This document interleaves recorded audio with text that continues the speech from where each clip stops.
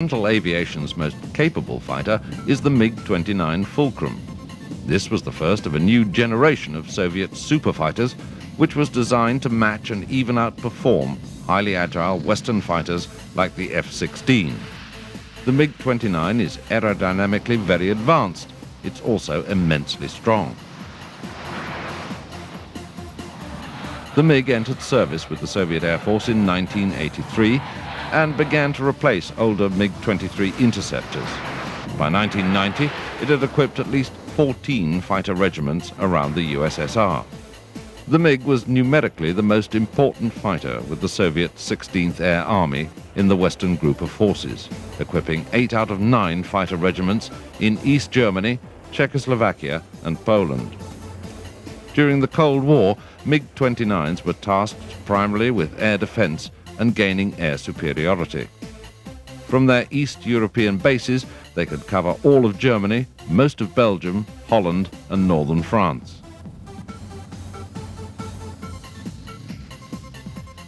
Standard air-to-air missile armament comprises 4 short-range R-73s and 2 medium-range R-27s, carried in both radar and infrared homing forms.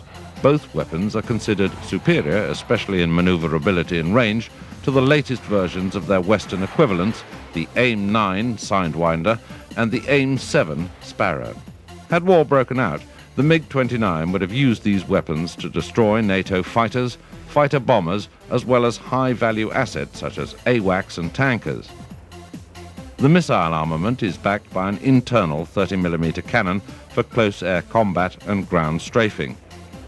It's an extremely accurate weapon. An infrared search and track sensor is mounted in front of the MiG-29's cockpit. This allows targets to be detected passively. The IRST can pick up an aircraft-sized heat source at tens of kilometers without generating giveaway radar signals. Mounted in tandem with the IRST is a laser rangefinder. This provides highly accurate range information for the MiG's missiles and cannon. Although designed primarily for the fighter role, the MiG-29 has an important ground attack capability.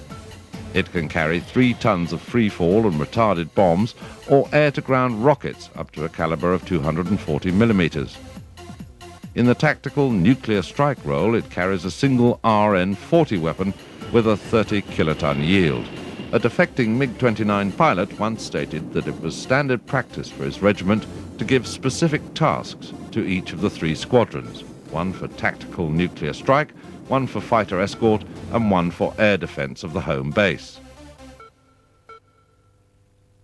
With around 500 examples in service, the MiG-29 forms the backbone of the VVS tactical fighter force. Since the breakup of the USSR, it's become the mainstay of the air forces of many former Soviet republics, which account for a further 350 machines.